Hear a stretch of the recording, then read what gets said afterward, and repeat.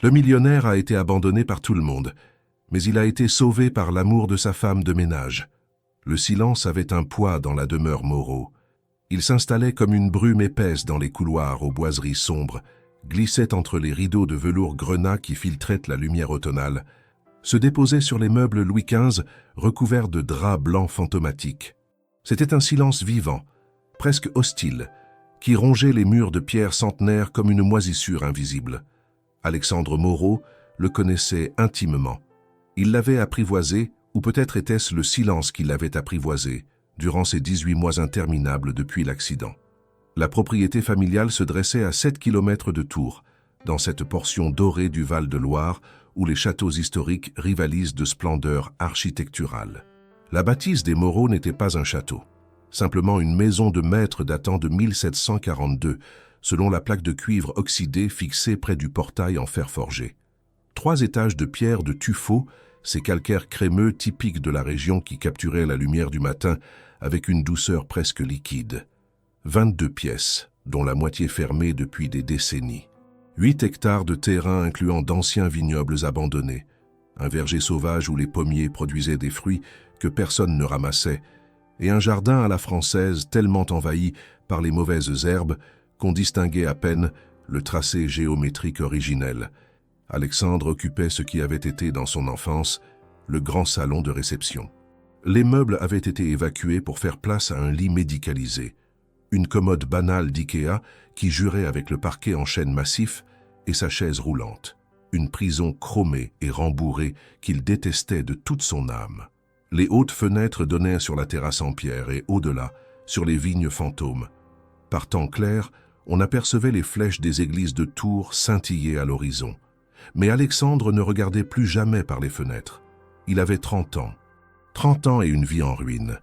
2 ans auparavant, il était Alexandre Moreau, fondateur de Motech Solutions, une start-up spécialisée dans l'intelligence artificielle pour la gestion logistique. Les magazines économiques français le présentaient comme le nouveau prodige de la French Tech. Il avait levé 12 millions d'euros, employé 63 personnes, portait des costumes Lanvin et conduisait une Porsche 911 gris métallisé. Il sortait avec Mélanie Dufour, une avocate d'affaires parisienne aux yeux verts et au rire cristallin qui promettait de l'épouser « dès que tu seras prêt, mon amour ».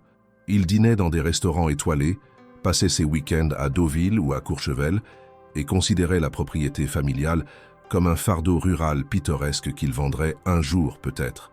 Puis vint le 14 mars, une route départementale glissante entre Tours et Amboise, un camion de livraison qui grille un stop, un choc frontal à 90 km/h, 3 vertèbres lombaires fracturées, une rate éclatée, un traumatisme crânien modéré et 6 mois de coma artificiel. Quand Alexandre se réveilla enfin, attaché à des machines dans une chambre d'hôpital qui sentait le désinfectant et la mort lente, il ne pouvait plus bouger ses jambes. Paralysie partielle, avaient annoncé les médecins avec cette froideur clinique que développent ceux qui ont trop souvent brisé des espoirs. Possibilité de récupération partielle, peut-être, avec de la rééducation intensive, du temps, de la volonté, de la chance. Alexandre n'avait plus de volonté. Quant à la chance, elle l'avait manifestement abandonné. Pendant qu'il luttait pour sa vie dans ce lit d'hôpital, son empire s'effondrait.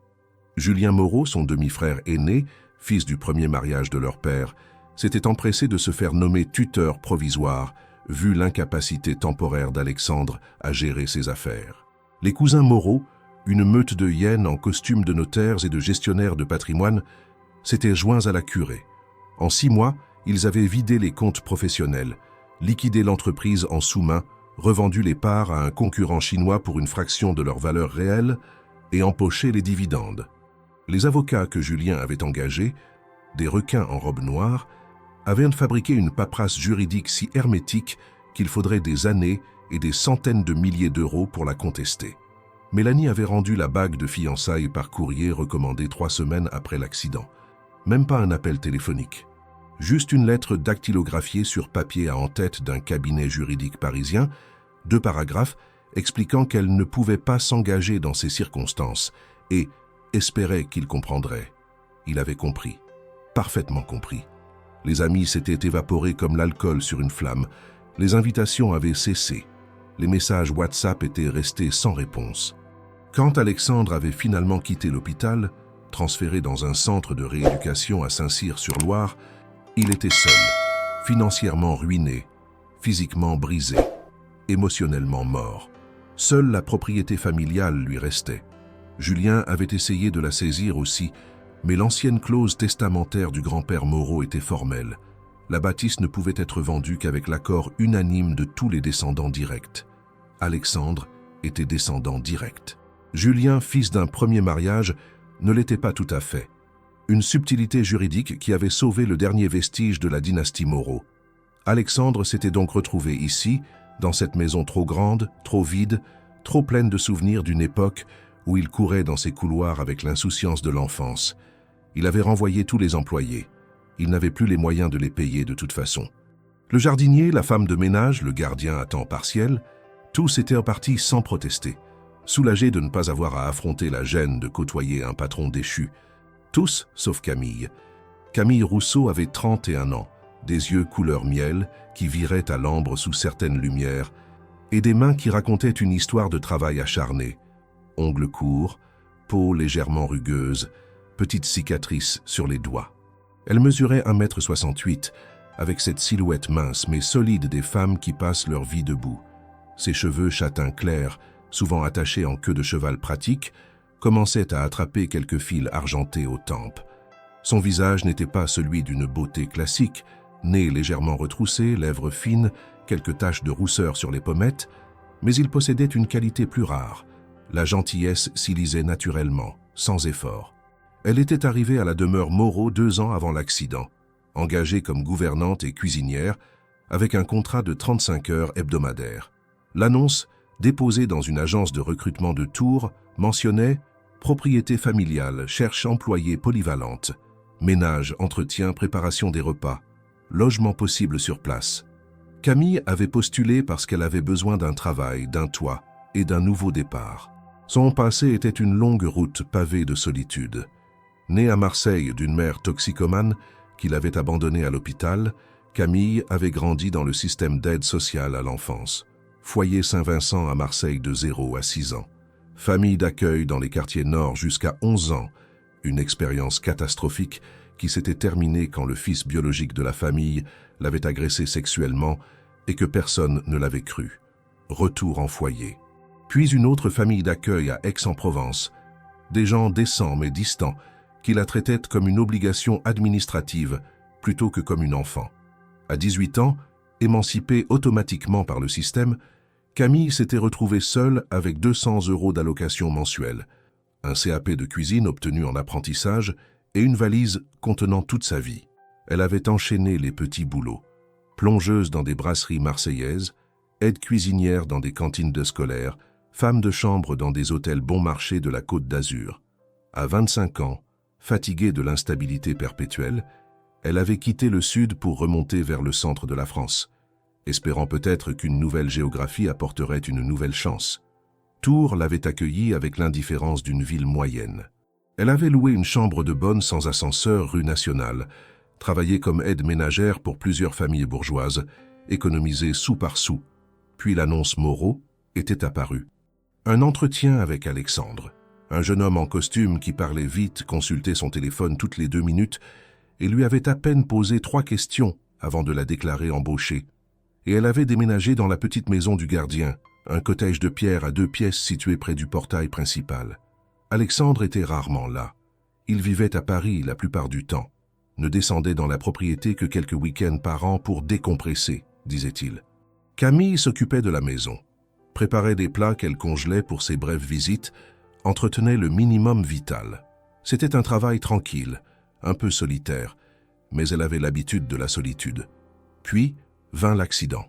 Quand Julien Moreau débarqua 3 semaines après le drame pour faire un état des lieux de la situation, il annonça sèchement à Camille que ses services n'étaient plus nécessaires. « Mon frère n'a plus les moyens de vous payer, mademoiselle. Vous recevrez votre solde de tout compte dans 15 jours. Merci de libérer les lieux d'ici là. » Camille avait hoché la tête, murmuré « Très bien, monsieur », puis était retournée dans son cottage. Elle avait fait sa valise, puis l'avait défaite, puis refaite, puis défaite encore. Elle ne savait pas pourquoi elle ne partait pas. Logiquement, elle aurait dû. Alexandre n'était rien pour elle, un employeur distant qu'elle avait à peine connu. Elle n'avait aucune obligation morale de rester, aucune dette de gratitude.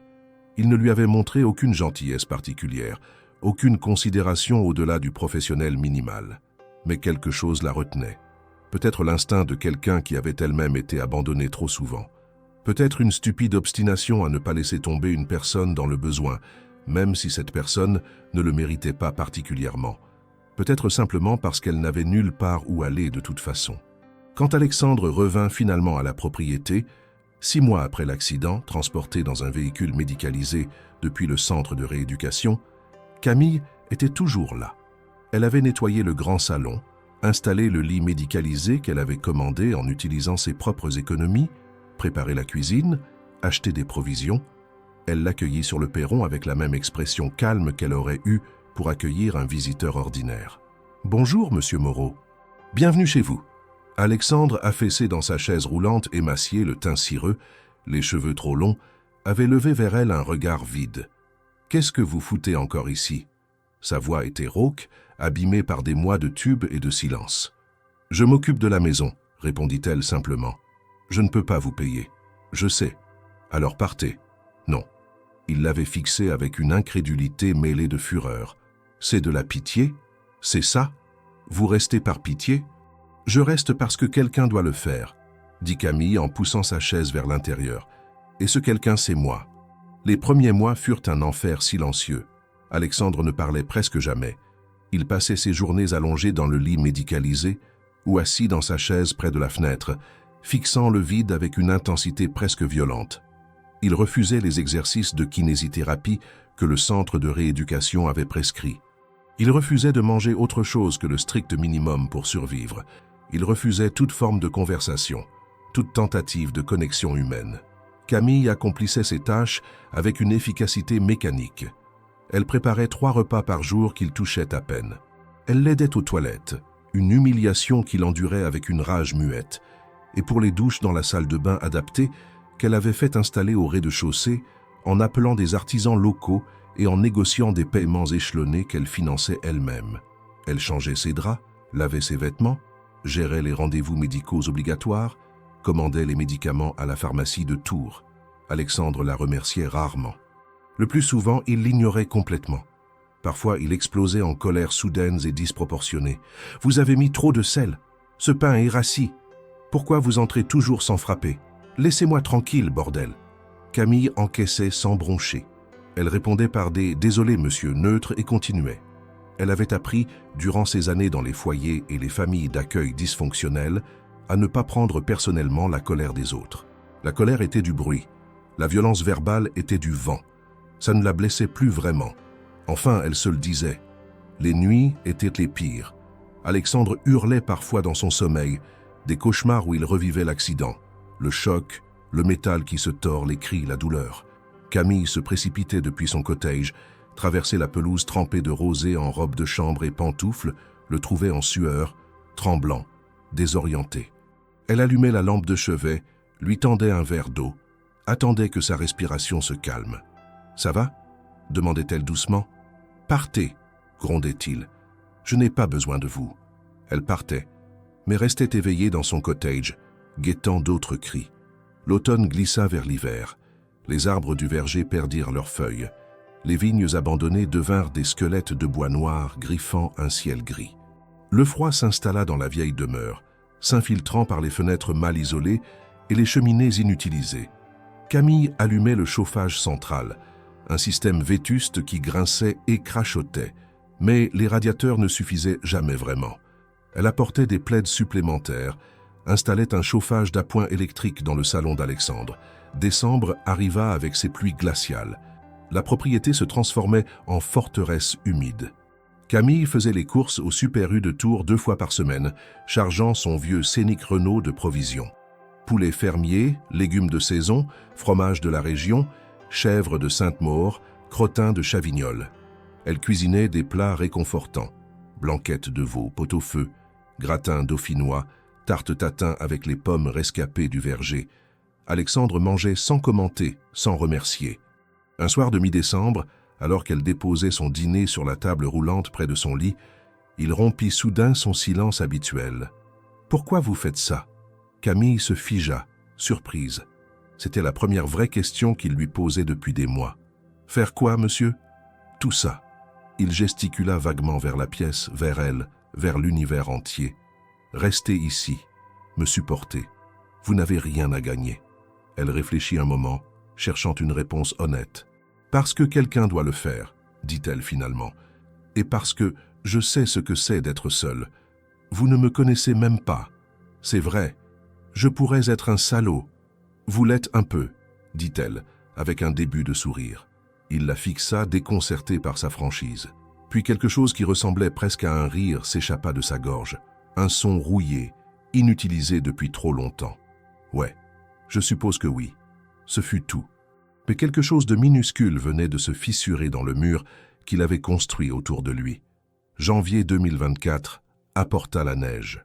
Une vraie tempête hivernale, rare pour la région, qui transforma la propriété en paysage de conte de fées.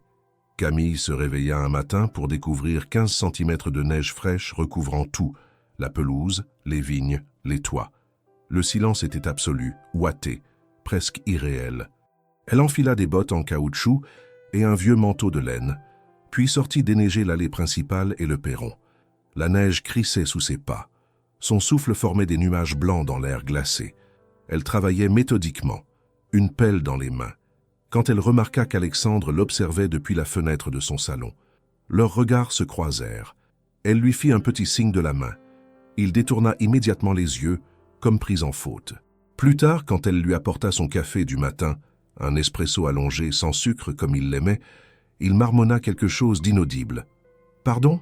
dit-elle. « Merci. » Le mot sortit difficilement, comme s'il lui écorchait la gorge. « Merci pour le déneigement. » C'était la première fois qu'il la remerciait pour quoi que ce soit. « De rien, monsieur. »« Arrêtez de m'appeler monsieur, » dit-il soudain. « J'ai 30 ans, pas 60.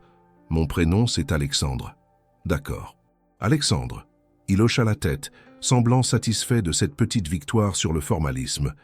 Les jours suivants virent un dégel progressif, pas seulement de la neige, mais aussi d'Alexandre lui-même. Il commença à poser des questions, petites, prudentes, comme quelqu'un qui réapprend à interagir avec l'humanité. « Vous venez d'où, Camille ?»« Marseille, à l'origine, mais j'ai vécu un peu partout. Vous avez de la famille ?»« Non, personne. » Il n'insista pas, mais elle vit quelque chose passer dans son regard. De la reconnaissance peut-être, la reconnaissance mutuelle de deux âmes familières avec l'abandon. Février fut plus clément. Les jours commencèrent à rallonger imperceptiblement. Camille ouvrait les volets chaque matin, laissant entrer la lumière pâle dans le salon d'Alexandre. Elle avait acheté des bulbes de jacinthe et de narcisses qu'elle forçait dans des pots sur le rebord de la fenêtre, apportant des touches de couleur et un parfum printanier dans l'atmosphère confinée. Un après-midi, elle le trouva feuilletant un magazine économique abandonné sur sa table de chevet. « Vous vous intéressez aux affaires ?» demanda-t-elle. « Je m'y intéressais, » corrigea-t-il amèrement, « avant que mon frère vole tout ce que j'avais construit. » C'était la première fois qu'il mentionnait directement la trahison familiale. Camille s'assit sur le bord d'un fauteuil proche, sentant qu'il avait besoin de parler. « Qu'est-ce qui s'est passé, si vous voulez en parler ?» Alexandre hésita, puis les mots se déversèrent comme une digue rompue. Il raconta tout, l'entreprise, la levée de fonds, les projets d'expansion, l'accident, le coma. Et pendant qu'il luttait pour sa vie, Julien et la famille qui se jetaient sur les restes comme des vautours, les comptes vidés, l'entreprise vendue, les avocats véreux, la paperasse juridique impénétrable. « J'ai essayé de contester, » dit-il, la voix chargée d'une frustration impuissante. « Mais je n'ai plus les moyens de payer des avocats compétents. Julien a tout pris. Même mon putain de téléphone portable était sur le compte de l'entreprise. » Camille écouta sans l'interrompre. Quand il termina, épuisée par cette décharge émotionnelle, elle dit doucement « Il doit y avoir un moyen, un recours légal. » « Avec quel argent ?» rit-il amèrement. « Il existe des associations d'aide juridique, des avocats qui prennent des cas pro bono. Vous pensez vraiment que quelqu'un va se battre gratuitement contre une meute d'avocats d'affaires parisiens ? » « Je pense, » dit Camille avec une détermination tranquille, « qu'on ne sait jamais tant qu'on n'essaie pas. » Il la regarda vraiment pour la première fois. Pas comme une employée, pas comme une présence fantomatique, mais comme une personne, une femme aux yeux intelligents et au cœur apparemment inépuisable. « Pourquoi vous en préoccupez-vous ?»« Parce que c'est injuste, dit-elle simplement. Et je déteste l'injustice. » Mars amena des pluies torrentielles qui transformèrent le terrain en bourbier. Un matin, Camille découvrit une fuite dans le plafond du couloir du premier étage. L'eau s'infiltrait depuis le grenier, créant une tache sombre qui s'élargissait dangereusement. Elle plaça des bassines pour récupérer l'eau, puis décida de monter inspecter les dégâts. Le grenier des Moreau était un labyrinthe poussiéreux de souvenirs abandonnés. Des malles en cuir usé, des meubles brisés, des tableaux ternis appuyés contre les poutres apparentes, des cartons moisis remplis de vieilles factures et de documents. La fuite provenait d'une lucarne mal fermée. Camille la sécurisa provisoirement avec du ruban adhésif et une bâche plastique, puis entreprit de déplacer les cartons trempés pour éviter qu'ils ne se désintègrent complètement. C'est en vidant l'un d'eux qu'elle trouva la lettre. Une enveloppe jaunie, l'encre légèrement bavée par l'humidité, adressée à « Mon Alexandre chéri ». L'écriture était élégante, féminine, celle d'une autre époque. Camille hésita. Fouiller dans la correspondance privée violait toutes les règles, mais quelque chose dans le ton de l'adresse l'intrigua. Elle déplia délicatement les 2 feuillets de papier verger. « Mon Alexandre chéri, si tu lis ces mots, c'est que je ne suis plus là pour te les dire de vive voix. Le médecin m'a donné 3 mois, peut-être 6 si la chimiothérapie fonctionne. Je ne crois pas qu'elle fonctionnera. Mon corps est fatigué, mon cœur est en paix. Il y a tellement de choses que je voudrais te dire, mais le temps me manque. Alors je choisis l'essentiel. Tu as toujours été mon soleil, Alexandre. Depuis le jour où tu es né dans cette maison, dans la chambre bleue du 2e étage, tu as illuminé ma vie. Ton père disait que tu étais têtu, obstiné, trop sûr de toi. Moi, je voyais ta force, ta détermination, ton refus d'accepter les limites que les autres voulaient imposer. Mais je crains que cette force ne se transforme en carapace. Je te vois construire des murs autour de ton cœur, te protéger derrière l'argent, le succès et les conquêtes. Tu accumules des choses et des gens comme on accumule des trophées, mais tu ne laisses personne vraiment entrer. Mon fils, écoute ta vieille mère une dernière fois. La richesse n'est pas dans ce que tu possèdes, mais dans ce qui te possède. L'argent disparaît, les entreprises s'effondrent, les titres deviennent poussière. Mais l'amour authentique, la loyauté véritable, l'affection sincère, ces choses-là traversent le temps et la mort. Le jour viendra où tu perdras tout. C'est inévitable. La vie brise tout le monde. La seule question est, qui restera debout à tes côtés quand les ruines fumeront encore? Ne confonds jamais ceux qui aiment ta fortune avec ceux qui aiment ton âme. Les premiers partiront à la première difficulté. Les seconds resteront même quand tu n'auras plus rien à offrir que ta simple présence. Sois digne de cette loyauté quand elle se présentera. Ne la repousse pas par orgueil ou par peur. Accepte-la avec gratitude et rends-la au centuple. Je t'aime, mon fils. J'ai toujours été fier de toi. Pas de tes succès ou de ton argent, mais de l'homme que tu es au fond de ton cœur quand personne ne regarde. Ta maman qui t'aimera éternellement, Elisabeth Camille, termina la lecture avec des larmes coulant silencieusement sur ses joues. Elle replia soigneusement la lettre, la glissa dans l'enveloppe et descendit lentement l'escalier. Elle trouva Alexandre dans sa position habituelle, fixant la fenêtre sans vraiment voir. Elle s'approcha, la lettre tremblante dans ses mains. « J'ai trouvé ça dans le grenier », dit-elle doucement. « Je pense que vous devriez la lire. » Il prit l'enveloppe sans comprendre, fronça les sourcils en reconnaissant l'écriture, puis déplia les feuillets. Camille quitta discrètement la pièce pour lui laisser un moment d'intimité. 20 minutes plus tard, elle l'entendit l'appeler. Sa voix était différente, brisée, vulnérable. « Camille ?» Elle retourna dans le salon. Alexandre tenait toujours la lettre, mais ses yeux étaient rouges, humides. « Ma mère, elle est morte il y a 8 ans. Cancer du sein. J'étais trop occupé avec mon entreprise pour venir souvent. Je pensais avoir tout le temps. » Sa voix se brisa. Camille s'agenouilla près de sa chaise, posa doucement une main sur la sienne. Elle savait que vous l'aimiez. Comment pouvez-vous en être sûr? Parce que les mères savent toujours. Elle sourit tristement. Même celles qu'on n'a jamais connues savent ça, je crois. Il la regarda avec une intensité nouvelle, comme s'il la voyait vraiment pour la première fois.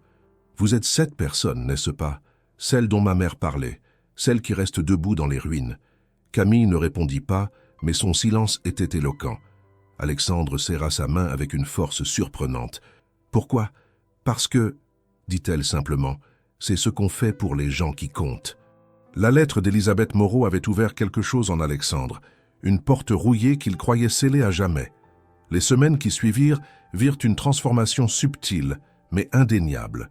Il ne souriait pas encore, ne riait pas, mais la muraille de glace qu'il avait enfermée depuis 18 mois commençait à présenter des fissures.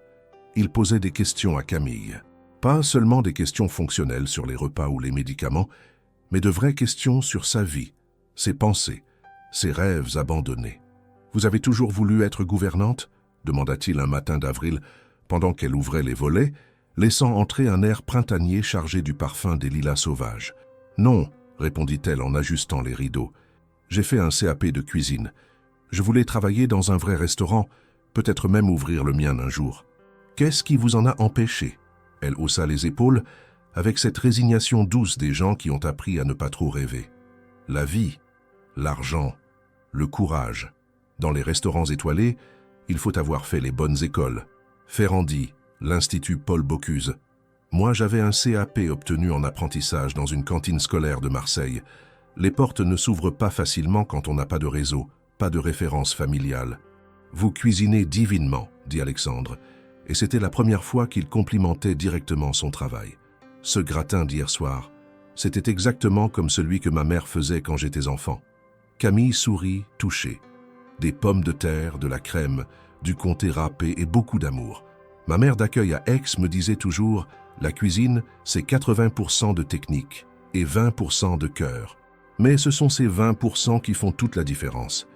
Alexandre la regarda s'affairer dans la pièce, rangeant les médicaments, pliant le linge propre avec des gestes précis et économes.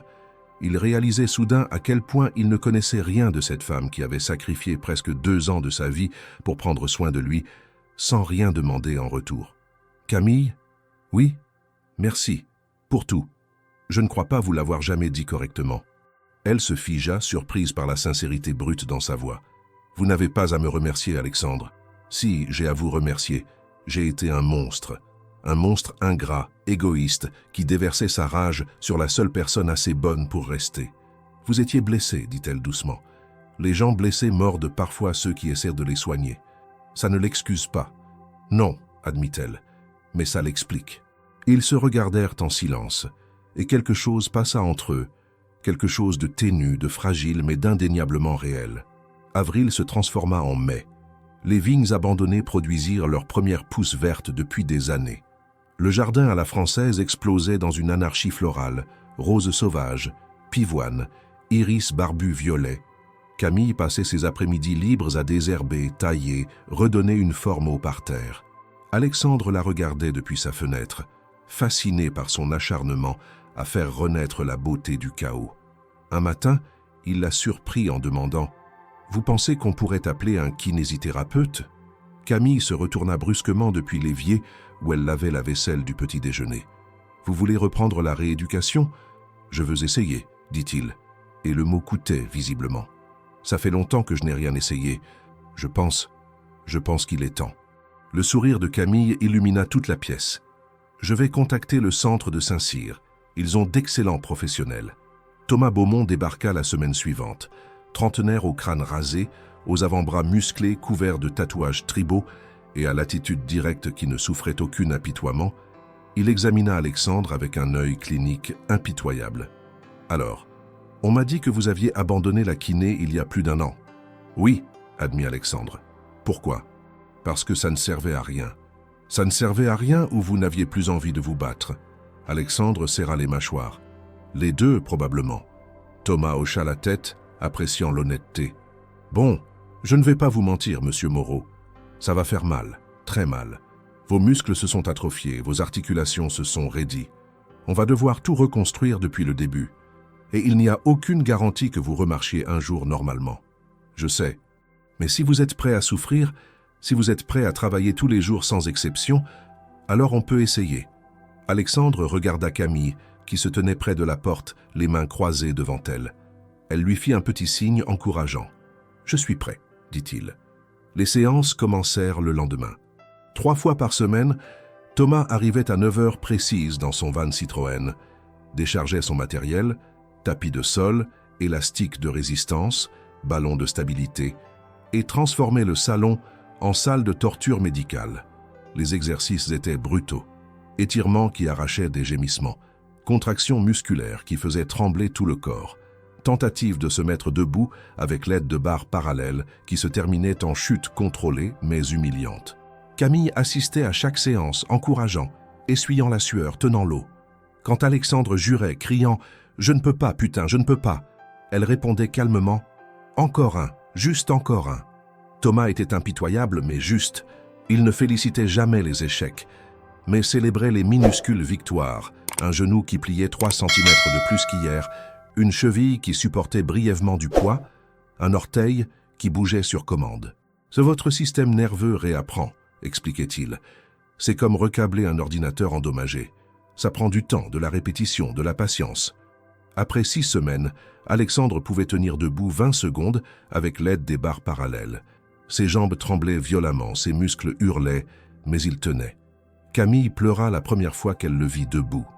Il vit ses larmes et sentit quelque chose se briser dans sa poitrine, une émotion qu'il n'avait pas ressentie depuis l'accident, de l'espoir. Le bonheur fragile vola en éclats un mardi matin de juin. Camille revenait du marché de Tours, son scénic chargé de cajots de fraises de Sologne, de fromage frais et de poulet fermier, quand elle aperçut une BMW noire garée devant le portail principal. Elle fronça les sourcils. Il ne recevait jamais de visiteurs, et se gara à côté du cottage, gardant ses sacs de course dans le coffre par précaution instinctive.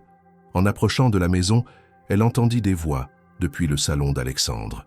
Une voix inconnue, masculine, chaleureuse, avec cette chaleur artificielle des vendeurs de voitures d'occasion. « Vraiment désolé de ce qui s'est passé, petit frère. Si j'avais su que les avocats agiraient de manière aussi agressive, j'aurais mis le holà immédiatement. » Camille se figea dans le couloir hors de vue. « Julien. » La voix d'Alexandre était froide, plate. « Qu'est-ce que tu fous ici? Je viens prendre de tes nouvelles. Ça fait plus d'1 an. Tu es mon frère, après tout. »« Mon frère, » répéta Alexandre avec un rire amer. « Mon frère qui a volé mon entreprise, vidé mes comptes et laissé les factures médicales s'accumuler jusqu'à ce que les huissiers menacent de saisir cette maison. Alexandre, écoute. » Charles Julien Moreau avait cette voix doucereuse des manipulateurs professionnels. Les choses ont été compliquées. L'entreprise coulait déjà avant ton accident. J'ai fait ce que je pouvais pour sauver ce qui était possible. En empochant 3 millions d'euros lors de la vente à Huawei, c'est ça, sauver ce qui était possible? Silence pesant. Tu as fait des recherches, constata Julien, et le vernis de sympathie commençait à craqueler. J'ai eu du temps, beaucoup de temps. Camille entendit un bruissement.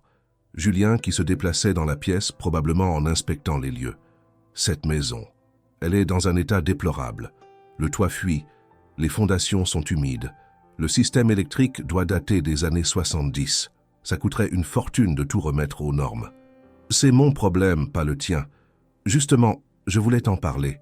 La voix de Julien se fit cajoleuse. J'ai un acheteur. Un promoteur immobilier qui cherche des propriétés historiques dans la région. Il est prêt à payer 800 000 € comptant. Tu pourrais t'acheter un appartement moderne, adapté à ton handicap, à Tours ou même à Paris, avec de l'argent restant pour vivre confortablement. Cette maison ne se vend pas. Alexandre, sois raisonnable, tu ne peux pas l'entretenir, tu n'as plus les moyens. Elle va continuer à se dégrader jusqu'à ce qu'elle ne vaille plus rien. Je ne vends pas. Écoute, la patience de Julien s'effritait. Papa m'a donné des droits sur cette propriété aussi. Techniquement, je pourrais forcer une vente par procédure judiciaire. Essaie. La voix d'Alexandre était d'acier. Je te traînerai en justice pendant des années. Je n'ai peut-être plus d'argent, mais j'ai du temps et de la rage. Camille entendit Julien soupirer théâtralement. Tu es têtu, exactement comme maman. Très bien. Garde ta maison qui s'effondre. Mais quand tu seras enterré sous les dettes et les factures, ne viens pas me supplier de t'aider. Des pas s'approchèrent. Camille recula précipitamment dans une alcôve alors que Julien sortait du salon. Il était exactement comme elle l'avait imaginé, la quarantaine soignée. Costume gris anthracite impeccable, cheveux argentés coiffés en arrière, visage aux traits durs malgré le sourire commercial. Il passa devant elle sans la voir, claqua la porte d'entrée et démarra sa BMW dans un crissement de gravier vengeur. Camille attendit que le bruit du moteur s'évanouisse avant d'entrer dans le salon. Alexandre fixait la fenêtre, les mâchoires crispées, les mains tremblantes sur les accoudoirs de sa chaise roulante. « Vous avez entendu ?» demanda-t-il sans se retourner. « Oui, il ne renoncera jamais. Il veut cette maison. »« Alors on ne la lui donnera pas, » dit Camille avec une détermination tranquille qui surprit Alexandre. Il se tourna vers elle. « On ?»« Oui, on !» Elle s'assit en face de lui. « Alexandre, il y a forcément un moyen de le coincer légalement. S'il a volé votre entreprise avec des documents falsifiés, s'il a manipulé des comptes, des preuves doivent exister quelque part. Je n'ai pas d'argent pour des avocats. Il existe des aides juridiques, des associations de défense des victimes d'abus financiers familiaux. » Et puis, elle hésita. « J'ai des économies. Pas beaucoup, mais... » « Non, » coupa Alexandre fermement. « Absolument pas. Vous avez déjà tout donné. Votre temps, votre énergie, votre propre argent pour cette maison. Je ne prendrai rien de plus. »« Alexandre ? Non, Camille ? Je refuse. » Ils se défièrent du regard, deux têtes de mule confrontées à l'impasse de leurs propres principes. Finalement, Camille céda, stratégiquement. « D'accord, pas mes économies, mais laissez-moi au moins faire des recherches, voir ce qui existe comme recours. Vous ne perdez rien à essayer. » Alexandre hocha la tête lentement. « D'accord, mais pas d'argent. »« Pas d'argent, » promit-elle. Ce qu'elle ne lui dit pas, c'est qu'elle avait déjà décidé d'utiliser ses économies de toute façon. Il y avait des choses plus importantes que l'orgueil masculin. Les jours suivants, Camille se transforma en détective improvisée. Elle passait ses soirées sur l'ordinateur portable poussiéreux d'Alexandre, un MacBook Pro de 2019 qu'il n'avait pas touché depuis l'accident, fouillant dans les emails archivés, les documents cloud, les fils de discussion WhatsApp. Ce qu'elle découvrit la glaça. Julien avait commencé ses manœuvres 3 jours après l'accident, alors qu'Alexandre était encore dans le coma. Premier email à un certain Maître Dubois, avocat d'affaires parisien. « Mon frère est incapacité. Besoin nomination, tutelle urgente. Plus évaluation actif entreprise. » Suivaient des dizaines d'échanges détaillant le démantèlement systématique de Motech Solutions, vente forcée des parts minoritaires à prix cassé, licenciement massif des employés, puis la vente finale à Huawei Technologies France pour 4,2 millions d'euros, dont 3 millions avaient mystérieusement disparu dans des frais de restructuration et des honoraires de conseil facturés par des sociétés écrans contrôlées par Julien lui-même. Camille imprima tout, 347 pages de preuves accablantes. Emails, relevés bancaires piratés, contrats annotés, procès-verbaux de réunions de conseil d'administration. Elle les organisa méthodiquement dans des chemises en carton achetées à Carrefour, créant une chronologie précise du pillage. En parallèle, elle contacta l'association France Victimes Infractions et tomba sur une avocate bénévole, maître Sophie Renard, spécialisée dans les affaires d'abus sur personnes vulnérables. Leur première conversation téléphonique dura 2 heures. Camille expliqua tout, l'accident, la tutelle abusive, le détournement d'actifs, les menaces actuelles sur la propriété. Maître Renard l'écouta sans l'interrompre, posant des questions précises, demandant des clarifications juridiques. « C'est un cas d'abus de faiblesse caractérisé », conclut-elle finalement. Article 223-15-2 du Code pénal, 5 ans de prison et 375 000 € d'amende. Si les preuves sont aussi solides que vous le dites, on peut non seulement faire annuler toutes les transactions, mais aussi engager des poursuites pénales. Vous accepteriez de prendre le dossier ? En pro bono ? Oui, j'adore coincer les parasites en costume-cravate qui exploitent leur propre famille. Camille faillit pleurer de soulagement. Pendant ce temps, Julien n'était pas resté inactif. 1 semaine après sa visite, un recommandé arriva pour Alexandre. Camille le réceptionna, reconnut le logo d'un cabinet de notaire de Tours sur l'enveloppe et l'apporta immédiatement à Alexandre. Il l'ouvrit, lut et devint livide. Ce fils de pute. Quoi ? Il a trouvé une clause dans l'ancien testament de mon grand-père. Une clause de copropriété temporaire datant de 1987, avant que grand-père ne révise son testament pour exclure les héritiers du premier lit. Julien prétend que cette clause est toujours valide et lui donne des droits sur la maison. C'est possible ? Je ne sais pas, peut-être, probablement pas. Mais ça lui donne un prétexte pour lancer une procédure judiciaire et geler la propriété pendant des années. Camille lut le document par-dessus son épaule. Le jargon juridique était dense, mais l'intention était claire. Julien essayait de forcer une vente ou une saisie. « Montrez ça à Maître Renard, » dit-elle. Alexandre se tourna brusquement vers elle. « Qui » Camille réalisa son erreur. Elle hésita, puis décida de tout avouer. « J'ai contacté une avocate, spécialisée dans les abus sur personnes vulnérables. Elle travaille en pro bono.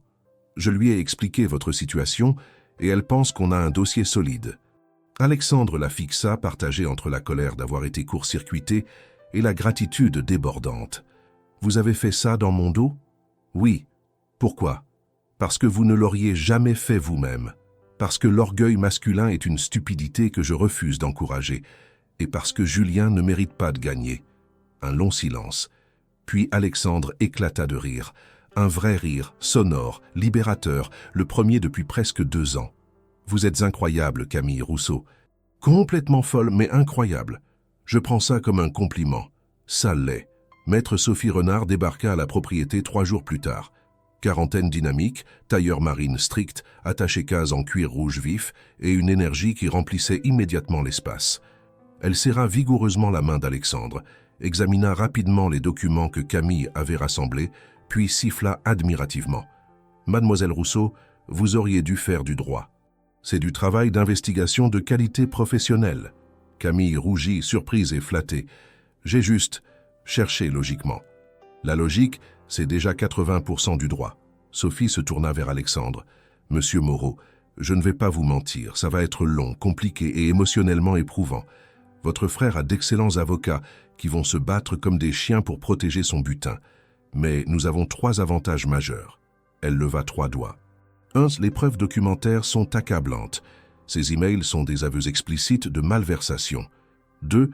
La loi française protège férocement les personnes en situation de vulnérabilité médicale. L'abus de faiblesse est un délit pénal sérieux. 3. Vous avez Camille. Alexandre et Camille échangèrent un regard surpris. « Moi ?» dit Camille. « Vous ?» confirma Sophie. « Votre témoignage sera crucial. Vous étiez là. Vous avez vu l'état d'Alexandre après l'accident. Vous avez constaté l'abandon familial. Vous avez été témoin des manœuvres de Julien. Un juge adorera votre profil. Une femme désintéressée qui est restée par pure bonté alors que tout le monde partait. C'est du storytelling juridique en or. » Alexandre tendit la main vers celle de Camille, la serra doucement. « Je ne veux pas qu'elle soit exposée à ça. Les avocats de Julien vont l'attaquer, essayer de détruire sa crédibilité. »« Laissez-les essayer, » dit Sophie avec un sourire carnassier. « J'ai vu leur tactique 100 fois. Ils vont suggérer qu'elle manipule un homme vulnérable pour son propre profit. Sauf qu'elle n'a rien gagné financièrement. Au contraire, elle a dépensé son propre argent. Leur narrative s'effondrera en 30 secondes. » Camille serra la main d'Alexandre en retour. « Je témoignerai. » Sans hésitation. Les semaines qui suivirent furent un tourbillon juridique. Sophie déposa une plainte pénale pour abus de faiblesse et détournement d'actifs auprès du procureur de la République de Paris. Simultanément, elle lança une procédure civile pour faire annuler toutes les transactions effectuées pendant la période de tutelle abusive et récupérer les fonds détournés. Julien réagit avec une furie prévisible. Ses avocats, Maître Durand et Maître Fontaine, du prestigieux cabinet Durand, Fontaine et Associés, répondirent par un déluge de contre-plaintes, diffamation, harcèlement judiciaire, tentative d'extorsion. Ils envoyèrent des courriers recommandés presque quotidiennement, chacun plus menaçant que le précédent. Alexandre encaissait, Camille aussi, mais la tension montait. Les nuits d'Alexandre redevenaient agitées, peuplées de cauchemars où Julien le poursuivait dans des couloirs interminables, brandissant des papiers légaux comme des armes. Puis vint la convocation. Audience préliminaire au tribunal de grande instance de Tours, 23 septembre 2024, 14h. Objet: examen de la demande de gel provisoire des biens de M. Julien Moreau en attente de l'instruction pénale. C'est une première victoire, expliqua Sophie lors d'une conférence téléphonique. Si le juge gèle les biens de Julien, il ne pourra plus liquider des actifs ou cacher de l'argent à l'étranger pendant l'enquête. Ça nous donne un énorme levier. « Je dois y aller ?» demanda Alexandre, l'angoisse audible dans sa voix. « Non, c'est une audience technique. Moi et le procureur suffiront. Reposez-vous. Gardez votre énergie pour le vrai procès qui viendra plus tard. » L'été indien de septembre baignait la propriété d'une lumière dorée mélancolique. Les vignes, nourries par les soins de Camille, produisaient leur première grappe depuis une décennie. Petite, acide, mais vivante. Alexandre avait fait des progrès remarquables avec Thomas. Il tenait maintenant debout 3 minutes complètes avec l'aide des barres parallèles. Un jour, il avait même réussi un demi-pas, un mouvement tremblant, maladroit, mais un pas quand même. « Tu y arriveras », avait dit Thomas avec satisfaction. « Peut-être pas courir un marathon, mais marcher. Oui. Dans 6 mois, 1 an peut-être, tu marcheras. » Ces mots s'étaient installés dans l'esprit d'Alexandre comme une graine d'obsession. Marcher, se tenir debout, être un homme entier de nouveau. Pour lui-même, oui, mais aussi, et il se l'avouait à peine, pour Camille, pour ne plus être l'infirme qu'elle devait porter, laver, habiller, pour la regarder dans les yeux debout, d'égal à égal. Un soir, après le dîner, alors que Camille débarrassait la table, Alexandre prit une décision impulsive et stupide. Thomas lui avait laissé un déambulateur, une structure métallique à 4 pieds avec des poignées en caoutchouc, en lui ordonnant de ne l'utiliser qu'en sa présence. Mais Alexandre regardait ce déambulateur depuis 1 heure, assis dans sa chaise, et quelque chose en lui disait « Essaie, juste essaie ». Camille était dans la cuisine. L'eau courait dans l'évier. Alexandre verrouilla les freins de sa chaise roulante, attrapa les accoudoirs et se hissa péniblement debout en prenant appui contre le mur. Ses jambes tremblaient violemment, mais tenaient. Il fit 2 pas chancelants vers le déambulateur. Un 3e. Il atteignit les poignets, s'y agrippa avec un soulagement extatique. « Regarde-moi » murmura-t-il triomphalement. « Regarde-moi, bordel !» Il essaya un pas avec le déambulateur. Son pied droit glissa. Son genou gauche céda. Le monde bascula. Alexandre s'effondra lourdement sur le parquet en chêne. Sa tête heurta l'angle de la table basse avec un bruit atroce, sourd, creux, définitif. Le déambulateur s'écrasa à côté de lui dans un fracas métallique. Le silence.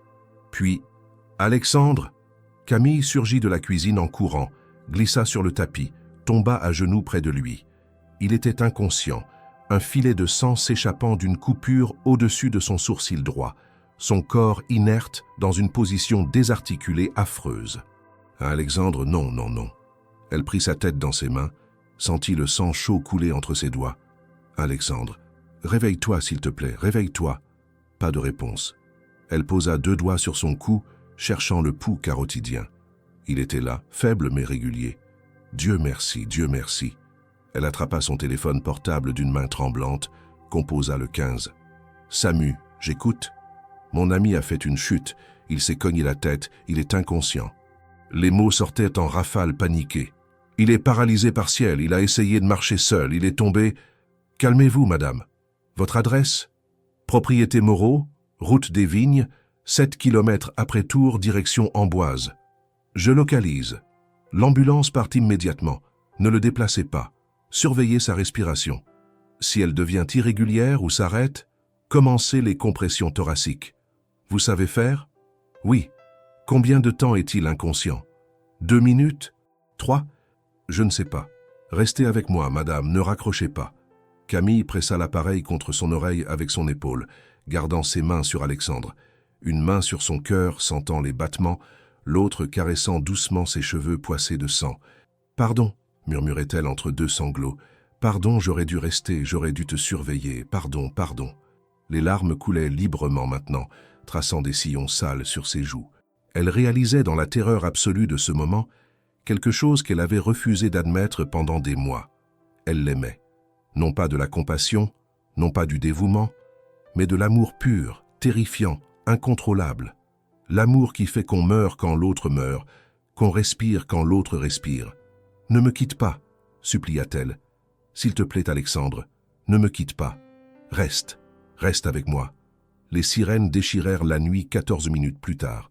Les ambulanciers, un homme et une femme en uniforme orange vif, déferlèrent dans le salon avec efficacité militaire. Ils évaluèrent rapidement Alexandre, l'immobilisèrent avec un collier cervical, le transférèrent sur une civière. « Vous venez avec nous » demanda la femme ambulancière à Camille. « Oui, oui, bien sûr. » Elle grimpa à l'arrière de l'ambulance, s'assit sur le strapontin pendant qu'il fixait la civière et branchait les moniteurs. Le bip régulier du cardioscope résonnait comme une prière exaucée. Pendant le trajet vers le CHU de Tours, Alexandre reprit brièvement conscience. Ses yeux s'ouvrirent, confus, douloureux. « Camille ?»« Je suis là. » Elle prit sa main. « Je suis là, je ne bouge pas. J'ai essayé de marcher. Je sais. Chut, ne parle pas.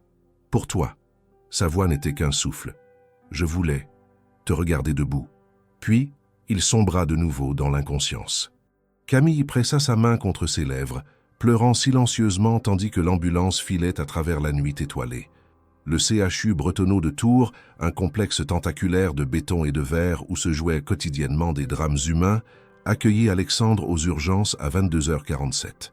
Ils l'emmenèrent immédiatement en scanner cérébral, pendant que Camille attendait dans un couloir aseptisé qui sentait l'eau de Javel et l'angoisse.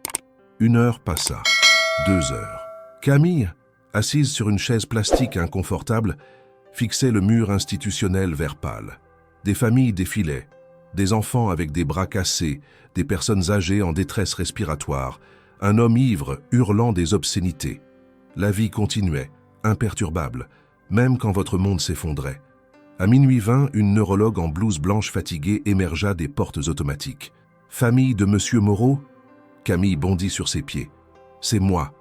Enfin, je ne suis pas de la famille. Je suis. Je m'occupe de lui. » La médecin hocha la tête sans juger. « Docteur Martine Leblanc. Monsieur Moreau a une commotion cérébrale modérée et une lacération du cuir chevelu que nous avons suturé. Le scanner ne montre pas d'hémorragie intracrânienne, mais nous voulons le garder en observation 48 heures par précaution. Il va s'en sortir? Oui, il a eu de la chance. Quelques centimètres de différence et le traumatisme aurait pu être beaucoup plus grave. » Le docteur Leblanc marqua une pause. « Mais je dois être direct avec vous. Pourquoi tentait-il de marcher seul? Son dossier médical indique une paraplégie partielle, nécessitant une assistance permanente. Il veut tellement remarcher, expliqua Camille, la voix brisée. Il fait de la kiné 3 fois par semaine. Il progresse, mais il est impatient, obstiné. L'obstination peut tuer quand elle se mue en imprudence, coupa la médecin, pas méchamment, mais fermement. Il a besoin de supervision constante pendant la rééducation. Pas de tentatives en solo, c'est compris? Oui, docteur, je comprends. Vous pouvez le voir maintenant. Il est éveillé et lucide. Chambre 312, 3e étage, aile neurologie. Camille trouva Alexandre dans un lit trop blanc, sous un néon trop cru, relié à une perfusion et un moniteur cardiaque. Un pansement professionnel couvrait son front. Il semblait minuscule, fragile et tellement jeune soudain. Un enfant grondé après une bêtise dangereuse. Leurs regards se croisèrent. Alexandre parla en premier. « Je suis désolé. »« Tu es désolé ?» répéta Camille, et 2 mois de stress comprimé explosèrent. « Tu es désolé ?» Alexandre, tu aurais pu te tuer. Tu aurais pu te fracturer le crâne, faire une hémorragie cérébrale, finir complètement paralysé. Qu'est-ce qui t'a pris, bordel? Il ne répondit pas, se contentant de détourner les yeux comme un enfant pris en faute. « Regarde-moi, » ordonna-t-elle. « Regarde-moi quand je te parle. » Il obéit, et elle vit des larmes briller dans ses yeux bleus fatigués. « Je voulais juste être normal, être un homme entier, ne plus être ce putain d'infirme que tu dois torcher comme un bébé. Tu crois que je te vois comme ça ?» Camille s'assit lourdement sur la chaise de visiteur. « Tu crois que pour moi tu es défini par une chaise roulante? Qu'est-ce que je suis d'autre? Tu es Alexandre, dit-elle simplement. Tu es l'homme qui a reconstruit une entreprise de zéro. Tu es l'homme qui se bat contre un système juridique pourri pour récupérer ce qui lui appartient. Tu es l'homme qui endure 3 séances de kiné par semaine, même quand chaque exercice est une torture. Tu es fort, Alexandre. Pas malgré ton handicap, mais avec. Je ne me sens pas fort, murmura-t-il. Je me sens pathétique. » Camille se pencha en avant, prit son visage entre ses mains. « Alors, laisse-moi te dire comment je te vois. Je vois quelqu'un qui a traversé l'enfer et en est ressorti vivant. Je vois quelqu'un qui refuse d'abandonner, même quand tout le monde l'a abandonné. Je vois quelqu'un qui mérite d'être aimé, non pas malgré ses cicatrices, mais pour tout ce qu'il a survécu. » Le silence tomba, lourd de choses non dites. Alexandre fixait Camille avec une intensité qui la déshabillait émotionnellement. « Aimer ?» répéta-t-il doucement. Camille réalisa ce qu'elle venait de dire. Elle aurait pu reculer, bafouiller une explication, transformer le mot en quelque chose de moins dangereux. Mais elle était fatiguée de mentir, de se protéger, de faire semblant. « Oui, dit-elle fermement, aimer. » Alexandre tendit sa main gauche, celle sans perfusion. Camille la prit. Leurs doigts s'entrelacèrent avec la familiarité née de mois de contact quotidien. Mais cette fois, c'était différent. Cette fois, c'était un choix conscient. « Quand je t'ai vu pleurer dans l'ambulance, » dit Alexandre, sa voix éraillée d'émotion. « Quand je t'ai entendu me supplier de rester, j'ai compris quelque chose. Pendant 2 ans, je pensais que j'avais tout perdu. Mon entreprise, mon argent, ma mobilité, mon futur. Mais je me trompais. Je n'avais rien perdu d'important. Parce que tout ce qui compte vraiment était là, à tenir ma main dans une ambulance. » Des larmes roulèrent sur les joues de Camille. « Alexandre, reste, dit-il. Pas comme employée, pas comme soignante. Reste parce que tu le veux. Reste parce que je ne peux pas imaginer un jour sans toi. Je ne suis jamais partie, murmura-t-elle. Je ne partirai jamais. » Il attira doucement sa main vers lui, la pressa contre sa joue. Puis, dans ce lit d'hôpital sous des néons impitoyables, entouré par les bips des machines et les bruits lointains d'un CHU nocturne, quelque chose de nouveau et de fragile commença à exister entre eux. Pas un coup de foudre romantique, quelque chose de plus profond, une reconnaissance mutuelle, l'acceptation que 2 âmes cabossées, cicatrisées, fatiguées, pouvaient peut-être trouver refuge l'une dans l'autre. Camille posa sa tête sur le bord du lit, toujours tenant sa main. Alexandre caressa maladroitement ses cheveux de sa main libre. « Dors, murmura-t-il, je veille. C'est mon travail de veiller sur toi. Alors on veillera l'un sur l'autre. »« D'accord, » sourit-elle à travers ses larmes. « On veillera l'un sur l'autre. » Alexandre passa 3 jours à l'hôpital. 3 jours pendant lesquels Camille ne quitta pratiquement pas son chevet, dormant dans le fauteuil inconfortable de visiteur, mangeant des sandwichs de la cafétéria, refusant obstinément de rentrer à la propriété. Les infirmières, habituées aux familles qui s'installent dans les chambres comme des campements provisoires, la laissèrent faire, touchée par cette dévotion silencieuse. Le 3e jour, le docteur Leblanc vint faire un dernier examen avant la sortie. « Tout est normal », annonça-t-elle en consultant les résultats du scanner de contrôle sur sa tablette. « Pas de complications. Vous pouvez rentrer chez vous, monsieur Moreau, mais avec des conditions strictes. » Elle se tourna vers Camille. « Il ne doit plus jamais rester seul pendant les exercices de rééducation. Plus de tentatives héroïques en solo. Le kinésithérapeute doit être présent, ou vous. C'est compris ? » « Parfaitement compris, docteur, » dit Camille fermement. « Bien, parce que la prochaine chute pourrait ne pas avoir une issue aussi heureuse. » Le docteur Leblanc regarda Alexandre droit dans les yeux. « Votre détermination à remarcher est admirable, monsieur Moreau, mais la détermination sans prudence n'est que de l'orgueil stupide. Et l'orgueil stupide tue. » Alexandre hocha la tête, visiblement chastisé. « Je comprends. » Le retour à la propriété se fit dans un silence contemplatif. Camille conduisait son vieux Scénic sur les routes sinueuses du Val-de-Loire, les mains serrées sur le volant, Alexandre assis côté passager avec son fauteuil roulant plié dans le coffre. Le paysage défilait. Vignobles dorés par le soleil de septembre, village aux toits d'ardoise, le fleuve qui scintillait entre les peupliers. « Tu es en colère contre moi » dit finalement Alexandre. « Je ne suis pas en colère » répondit Camille sans quitter la route des yeux. « Je suis terrifié. Il y a une différence. » « Terrifié ? J'ai cru que je te perdais, Alexandre. » Sa voix tremblait légèrement. « Quand je t'ai vu inconscient, le sang sur tes cheveux, j'ai cru que mon cœur s'arrêtait. Je suis désolé. Arrête de t'excuser. » Elle jeta un bref regard vers lui. « Commence à me promettre. Promets-moi que tu ne referas plus jamais une connerie pareille, que tu ne prendras plus de risques stupides juste pour prouver quelque chose. Je te le promets. Jure-le. » « Je le jure sur la mémoire de ma mère, » dit Alexandre solennellement. « Plus de tentatives en solo, plus de défis à mon propre corps sans supervision, je te jure. » Camille hocha la tête, apparemment satisfaite. Ils roulèrent encore quelques kilomètres en silence. « Camille ? Oui ? À l'hôpital, tu as dit ? Tu as dit que tu m'aimais ? Tu le pensais vraiment ? Ou c'était juste la peur qui parlait ?» Elle sourit, un vrai sourire, lumineux malgré la fatigue qui creusait son visage. « Je le pensais, je le pense toujours. Je l'ai probablement pensé depuis longtemps sans oser me l'avouer. Pourquoi tu ne me l'as pas dit avant ? Parce que tu étais mon employeur, parce que tu étais vulnérable, parce que je ne voulais pas que tu te sentes obligé de répondre par gratitude ou par dépendance. » Elle marqua une pause. « Et parce que j'avais peur. Peur de quoi? Que tu ne ressentes pas la même chose. Ou pire, que tu ressentes la même chose mais que ce soit seulement parce que je suis la seule qui est restée. Pas parce que c'est moi, mais parce que je suis là. Alexandre tendit la main, posa doucement ses doigts sur sa cuisse. Ce n'est pas parce que tu es là, Camille, c'est parce que tu es toi, parce que tu es la femme la plus forte que j'ai jamais rencontrée, parce que tu as transformé une maison morte en quelque chose qui ressemble à un foyer, parce que tu me regardes avec des yeux qui voient l'homme que je suis, pas l'infirme que je crains d'être devenu. Des larmes brouillèrent la vision de Camille. Elle cligna rapidement, refusant de pleurer au volant. « Tu vas me faire avoir un accident si tu continues à dire des choses pareilles. » Alexandre rit doucement. « On a eu notre quota d'accidents pour l'année, je pense. » Les semaines qui suivirent établirent une nouvelle normalité.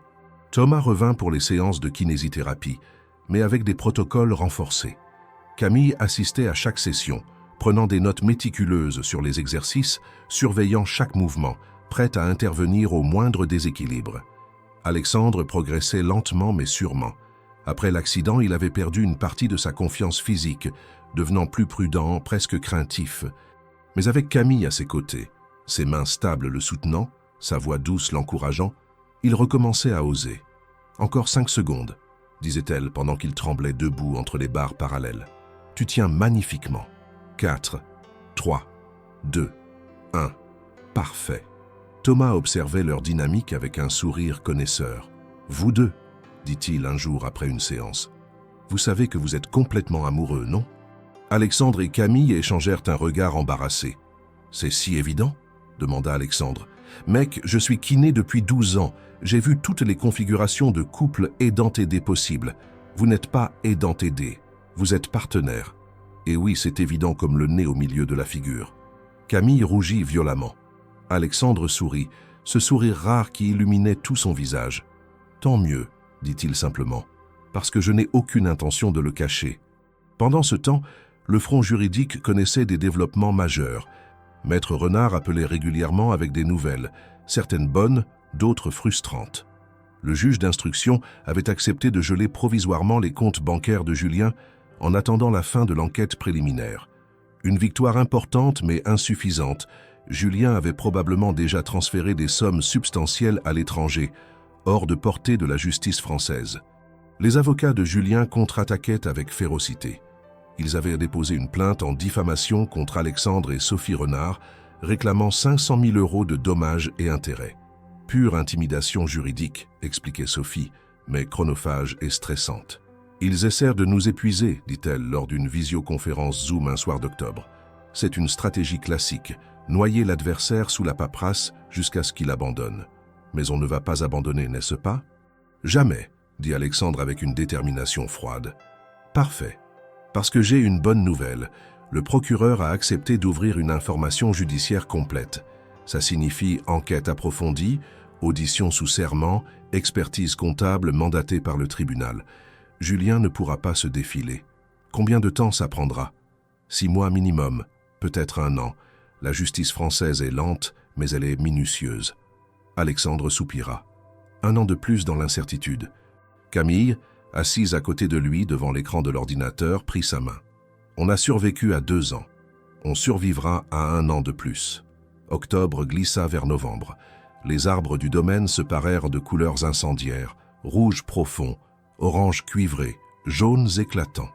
Camille passait ses après-midi à ramasser les feuilles mortes, créant d'énormes tas que le vent dispersait aussitôt. C'était un travail de Sisyphe, mais elle aimait cette routine méditative. Un samedi après-midi, alors qu'elle ratissait près de l'entrée principale, une voiture inconnue s'engagea dans l'allée. Une Peugeot 308 grise, modeste et passe-partout. Camille fronça les sourcils, méfiante depuis la visite de Julien. Un homme en descendit.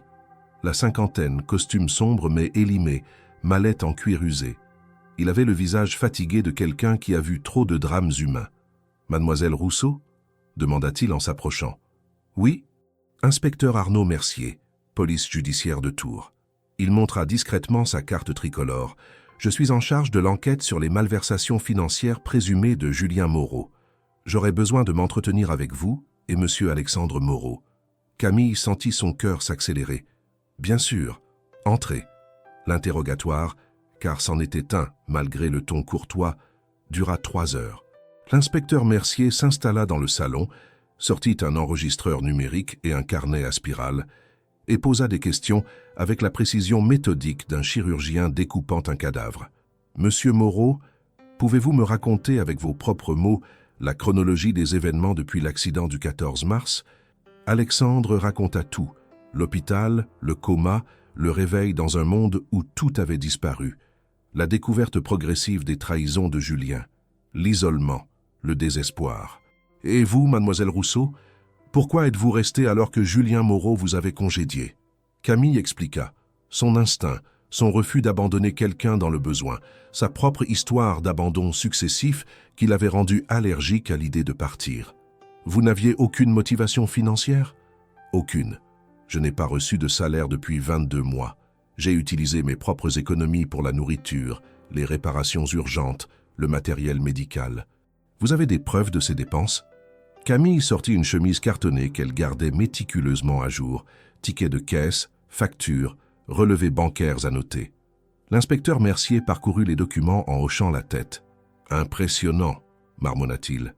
La plupart des gens ne gardent jamais ces traces. »« J'ai grandi dans le système d'aide sociale, » dit Camille. « On m'a appris très jeune à toujours garder des preuves, parce que sans preuves, personne ne vous croit. » L'inspecteur la regarda avec un respect nouveau. « Sage précaution, mademoiselle. » Il se tourna vers Alexandre.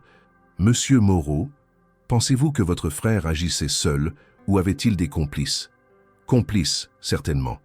Les cousins Moreau, Édouard et François, étaient dans le coup.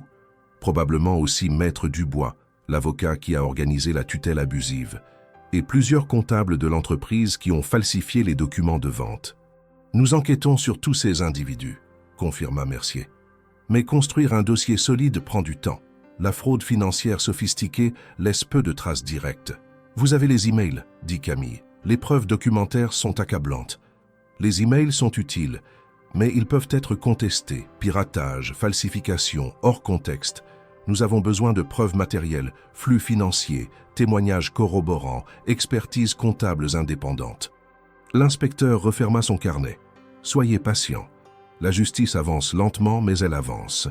Décembre arriva avec son cortège de brume et de pluie froide. La propriété Moreau semblait se recroqueviller sur elle-même, les murs de pierre suintant d'humidité, les cheminées inutilisées exhalant des odeurs de suie ancienne. Camille achetait des bûches compressées au Super U et allumait des feux dans la cheminée du salon tous les soirs, créant un îlot de chaleur et de lumière dans l'immensité glacée de la demeure. C'était leur premier Noël ensemble, techniquement leur 3e si on comptait les années précédentes, mais le premier qui comptait vraiment. Camille décora modestement. Un petit sapin de Nordmann acheté chez un pépiniériste local, quelques guirlandes lumineuses LED accrochées aux fenêtres, des branches de houx disposées sur la cheminée. « C'est ridicule, » dit Alexandre en observant ses efforts depuis sa chaise roulante. « Personne ne vient. Pourquoi décorer ?»« Parce que, » répondit Camille en accrochant une étoile argentée au sommet du sapin, « Noël n'est pas pour les visiteurs, c'est pour nous. Pour créer de la beauté même quand personne ne regarde. » Elle descendit de l'escabeau, recula pour admirer son travail. Le sapin était chétif, les décorations dépareillées, mais il y avait quelque chose de touchant dans cet effort de normalité. « De toute façon, » ajouta-t-elle avec un sourire espiègle, « j'ai un cadeau pour toi. Il faut bien un arbre pour le mettre dessous. » Alexandre leva un sourcil. « Tu n'aurais pas dû dépenser d'argent. »« Qui a dit que ça coûtait de l'argent ?» Le jour de Noël, après un déjeuner simple mais délicieux, chapon rôti au marron que Camille avait préparé avec un soin amoureux, gratin dauphinois, salade d'endives aux noix, elle apporta une boîte emballée dans du papier journal recyclé et décorée avec de la ficelle rouge. « Ouvre, dit-elle. » Alexandre déballa soigneusement le paquet. À l'intérieur, un album photo relié cuir, clairement ancien, probablement chiné dans une brocante. Mais les pages avaient été remplies avec soin. Photos de la propriété Moreau prises au fil des mois, le jardin renaissant, les vignes en bourgeon, le salon transformé, la cuisine rénovée. Et au centre de chaque photo, subtilement ou explicitement, eux deux. Camille jardinant, Alexandre lisant près de la fenêtre, tous deux partageant un repas, riant pendant une séance de kiné. « Tu as documenté tout ça ?» murmura Alexandre, ému. « Je voulais que tu vois ce que je vois, » dit Camille doucement. Pas la ruine, pas la déchéance, mais la reconstruction. Regarde cette photo. C'était en avril, tu tenais debout pour la première fois. Et celle-ci, juin, quand tu as fait 3 pas avec le déambulateur. Et celle-là, septembre, avant la chute, tu souriais. Tu souriais vraiment, Alexandre. Il tourna lentement les pages, chacune racontant une histoire de survie et de renaissance. À la dernière page, une photo prise par Thomas avec le téléphone de Camille. Eux deux côte à côte, elle assise sur l'accoudoir de sa chaise roulante, lui tenant sa main, tous deux regardant l'objectif avec cette expression de complicité qu'ont les couples qui ont affronté l'enfer ensemble. Sous la photo, Camille avait écrit en lettres soignées « 2 âmes cabossées qui ont construit un foyer dans les décombres. Décembre 2024. » Alexandre ferma l'album, incapable de parler. Des larmes roulaient librement sur ses joues. « Merci », parvint-il enfin à articuler. « Merci pour tout, pour être resté, pour m'avoir sauvé, pour m'avoir aimé quand je ne m'aimais plus moi-même. » Camille s'agenouilla devant lui, prit son visage entre ses mains. « Je n'ai pas besoin de remerciements, Alexandre. J'ai juste besoin que tu restes, que tu continues à te battre, que tu ne m'abandonnes jamais. Jamais, promit-il. Je te le jure sur tout ce qui me reste. » Ils s'embrassèrent, leur premier vrai baiser, maladroit et parfait, chargé de 2 ans de désirs retenus et d'émotions comprimées. Le feu crépitait dans la cheminée, les guirlandes clignotaient doucement, et pour la première fois depuis l'accident, Alexandre Moreau se sentit entier. Janvier et février passèrent dans une routine étrangement paisible. Alexandre continuait sa rééducation avec une détermination renouvelée. En mars, il réussit l'impensable. 7 pas consécutifs avec le déambulateur, sans aide extérieure, sous les yeux émerveillés de Thomas. « Putain !» murmura le kiné, impressionné malgré lui. « Tu es un miracle ambulant, mec. »« Pas un miracle !» corrigit Alexandre en haletant, ruisselant de sueur. « Juste de l'obstination et Camille. »« L'obstination et Camille !» répéta Thomas avec un sourire. « Ça ferait un bon titre de livre. » Mi-avril, l'appel tant attendu arriva. Maître Renard, sa voix vibrante d'excitation contenue. « Alexandre, c'est Sophie. Le juge d'instruction a bouclé l'enquête. Le parquet a décidé de poursuivre Julien, Édouard, François et Maître Dubois. Chef d'accusation, abus de faiblesse, détournement d'actifs, faux et usage de faux, blanchiment d'argent. Le procès est fixé au 15 juin au tribunal correctionnel de Paris. » Alexandre ferma les yeux, laissant l'information se diffuser dans ses veines comme une drogue euphorisante. « On a gagné ? Pas encore, mais on a une vraie chance. Les preuves sont solides. Le procureur est confiant. Et Camille sera une témoin en or. » Après avoir raccroché, Alexandre trouva Camille dans le jardin en train de tailler les rosiers sauvages qui avaient envahi la pergola. Elle portait un vieux jean délavé, un t-shirt blanc taché de terre et ses cheveux attachés dans un bandana rouge. Elle était magnifique dans sa simplicité laborieuse. Camille? Elle se retourna, vit son expression et comprit immédiatement. Le procès? 15 juin, Paris. Elle laissa tomber son sécateur, traversa la pelouse en courant et se jeta dans ses bras.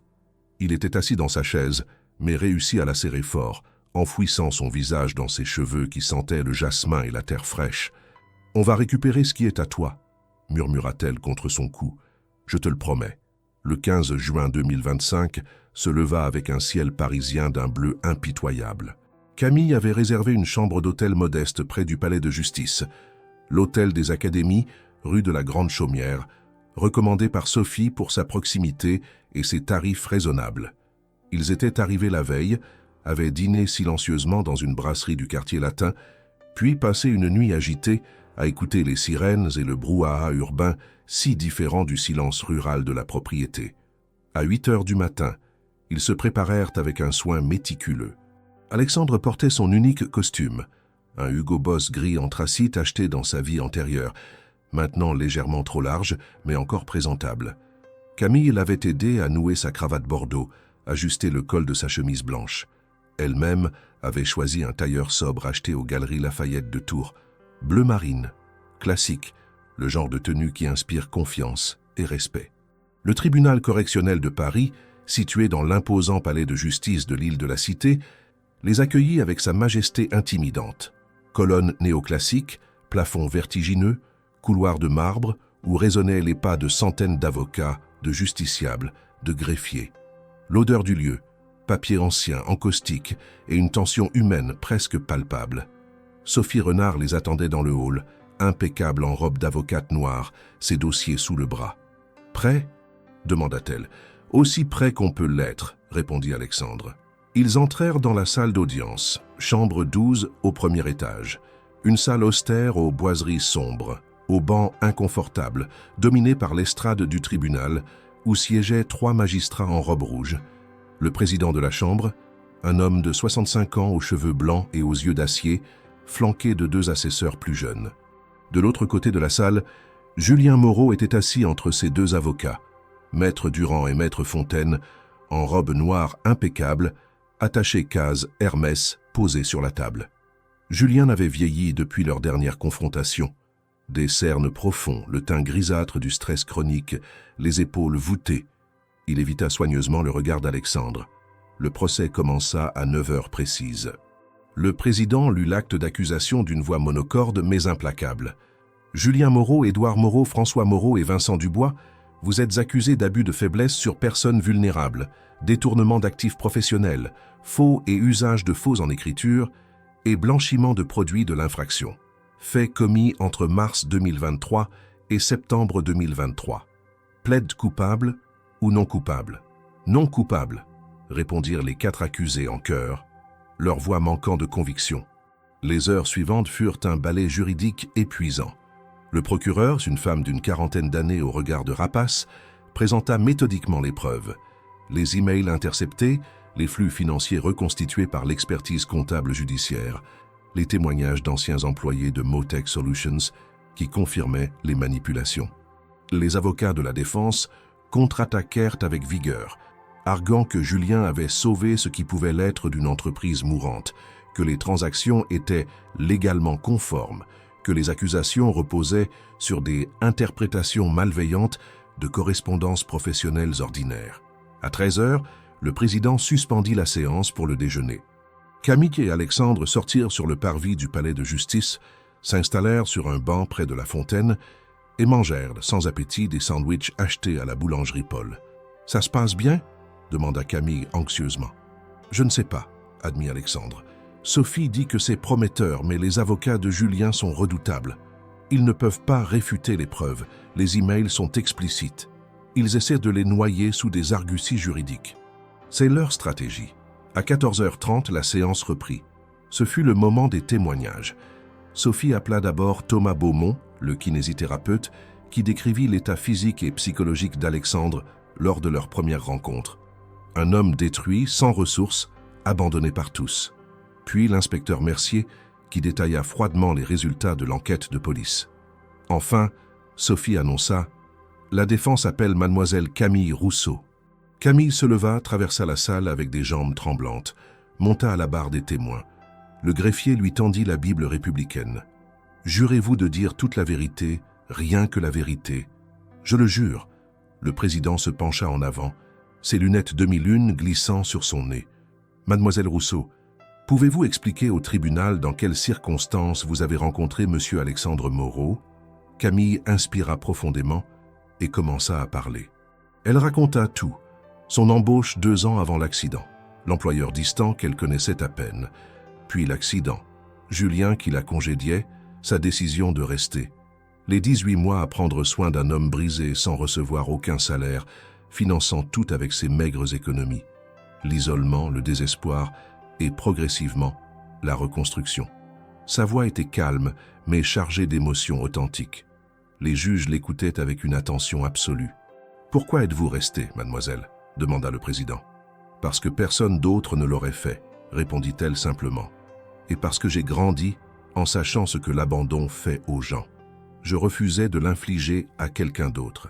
Vous n'aviez aucun intérêt financier ? » « Aucun, au contraire, j'ai dépensé toutes mes économies, environ 16 000 €, pour la nourriture, les médicaments, les réparations urgentes de la maison. » Maître Durand, l'avocat de Julien, se leva pour le contre-interrogatoire. « Mademoiselle Rousseau, n'est-il pas vrai que vous êtes maintenant en couple avec Monsieur Alexandre Moreau ?»« Oui. Et n'est-il pas vrai que si Monsieur Alexandre Moreau récupère sa fortune, vous en bénéficierez indirectement ?»« Je suppose que oui, » dit Camille calmement. « Mais j'ai commencé à m'occuper de lui quand il n'avait plus rien, quand tout le monde, y compris votre client, l'avait abandonné. Si j'avais voulu profiter de lui financièrement, j'aurais attendu qu'il récupère de l'argent avant de m'investir, non? Un murmure approbateur parcourut la salle. Maître Durand fronça les sourcils, réalisant que son attaque se retournait contre lui. « Pas d'autres questions, grogna-t-il. Sophie se leva pour la redirection. « Mademoiselle Rousseau, avez-vous jamais demandé quoi que ce soit à monsieur Alexandre Moreau en échange de vos soins? » « Jamais. » « A-t-il jamais promis de vous récompenser financièrement? » « Non. Il m'a souvent dit de partir, de trouver un vrai travail, de ne pas gâcher ma vie pour lui. Et pourtant, vous êtes resté. »« Oui, parce que c'était la bonne chose à faire. » Sophie se tourna vers le tribunal. « Voilà, messieurs les juges, voilà ce qu'est la vraie loyauté. Pas celle de la famille qui dépouille un homme vulnérable, mais celle d'une étrangère qui reste par pure décence humaine. » Le réquisitoire du procureur fut implacable. Elle demanda 3 ans de prison ferme pour Julien, 2 ans avec sursis pour les cousins, radiation du barreau pour Maître Dubois et la restitution intégrale des 3 millions d'euros détournés, plus 1 million d'euros de dommages et intérêts pour préjudice moral. Les plaidoiries de la défense furent désespérées, invoquant les intentions honorables et les malentendus. Personne n'y crut vraiment. À 17 h, le tribunal se retira pour délibérer. Camille et Alexandre attendirent dans le couloir, assis sur un banc de pierre froide, les mains étroitement enlacées. Sophie arpentait nerveusement, consultant compulsivement son téléphone. 1 heure passa, 2 heures. À 19h15, le greffier apparut. Le tribunal a rendu son verdict, tout le monde en salle. Ils retournèrent dans la chambre 12, le cœur battant. Le président se racla la gorge. Au nom du peuple français, le tribunal rend le jugement suivant. Il lut d'une voix solennelle « Julien Moreau, reconnu coupable d'abus de faiblesse et de détournement d'actifs, condamné à 2 ans de prison ferme et à la restitution de 3 200 000 euros à la victime, monsieur Alexandre Moreau, plus 800 000 euros de dommages et intérêts pour préjudice moral. » Alexandre sentit ses jambes fléchir. Heureusement qu'il était dans sa chaise roulante. Édouard Moreau et François Moreau, reconnus coupables de complicité, condamnés à 18 mois de prison avec sursis et solidairement responsables de la restitution. Maître Vincent Dubois, reconnu coupable de complicité et de manquement à ses obligations déontologiques, condamné à 1 an de prison avec sursis, radiation temporaire du barreau pour 5 ans et solidairement responsable de la restitution. Le président abaissa son marteau. L'audience est levée. Pendant quelques secondes, le silence absolu régna. Puis Camille éclata en sanglots, se jetant dans les bras d'Alexandre. Sophie levait les poings en triomphe. De l'autre côté de la salle, Julien s'était effondré sur sa table, la tête entre les mains. « On a gagné !» murmurait Alexandre incrédule. « Putain, on a gagné !»« Tu as gagné !» corrigea Camille à travers ses larmes. « Tu as récupéré ta dignité. » Le retour à la propriété se fit dans un état d'euphorie épuisé.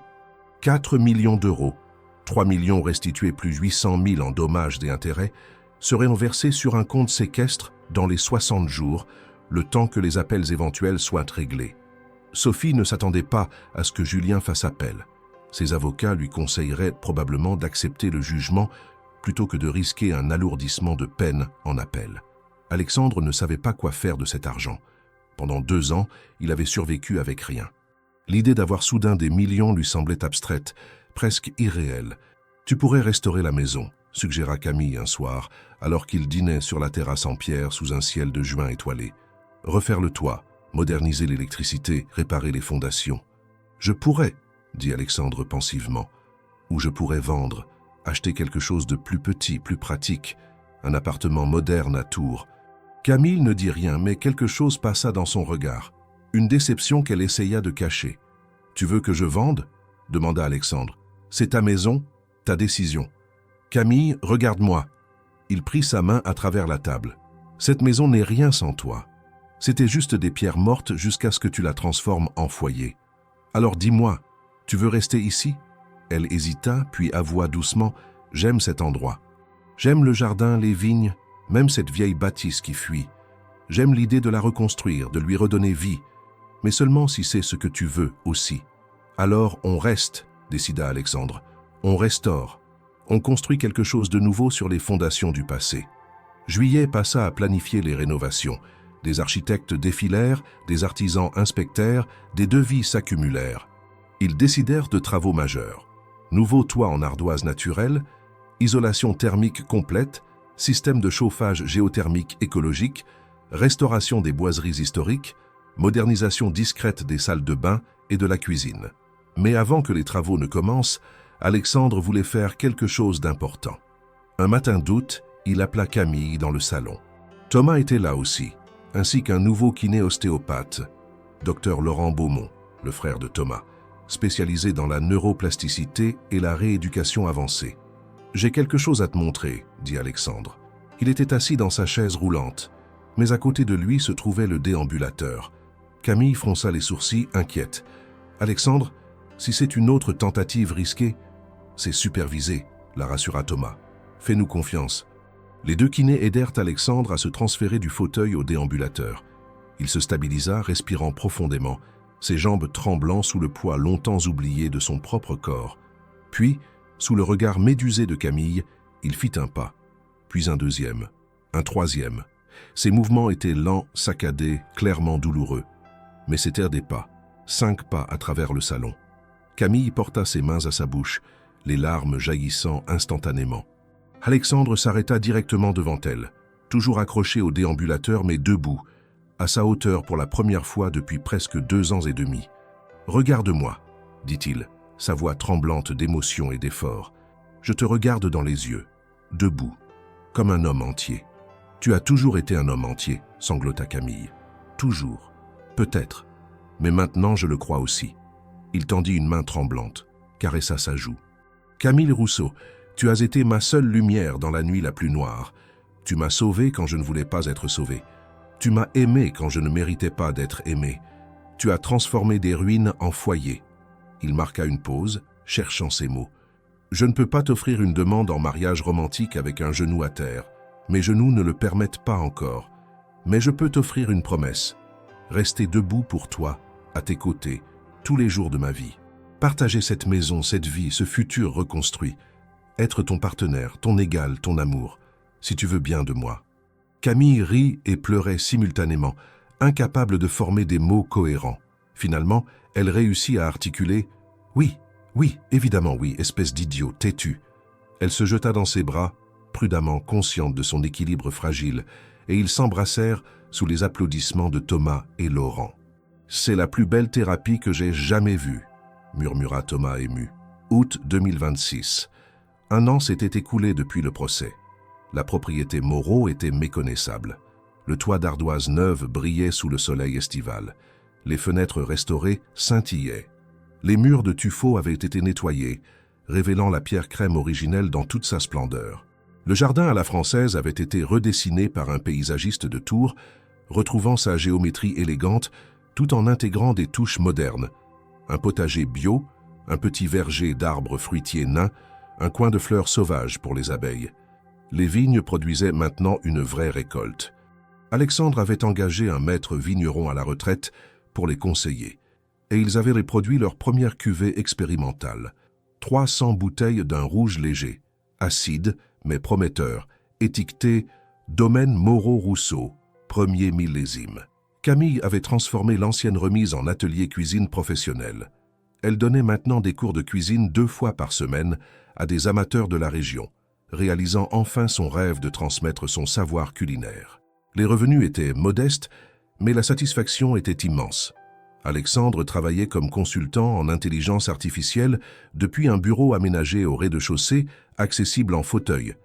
Il marchait maintenant 15 à 20 minutes par jour avec un déambulateur, parfois même quelques pas sans aide. Les médecins parlaient prudemment d'amélioration exceptionnelle et de résilience neurologique remarquable. Alexandre préférait l'explication plus simple. L'amour est le meilleur médicament. Ils avaient transformé 2 chambres du 2e étage en chambres d'hôtes, accueillant occasionnellement des touristes visitant les châteaux de la Loire. Les revenus supplémentaires aidaient, mais surtout, cela ramenait de la vie dans cette maison trop longtemps silencieuse.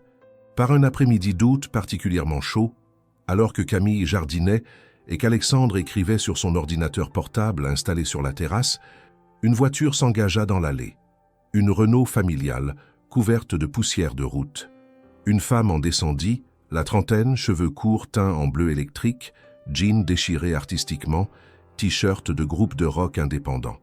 Elle portait un enfant sur la hanche, une petite fille de 2 ou 3 ans, aux boucles noires. « Camille !» appela-t-elle hésitante.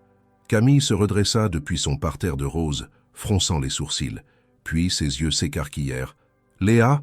Putain, ça fait longtemps !»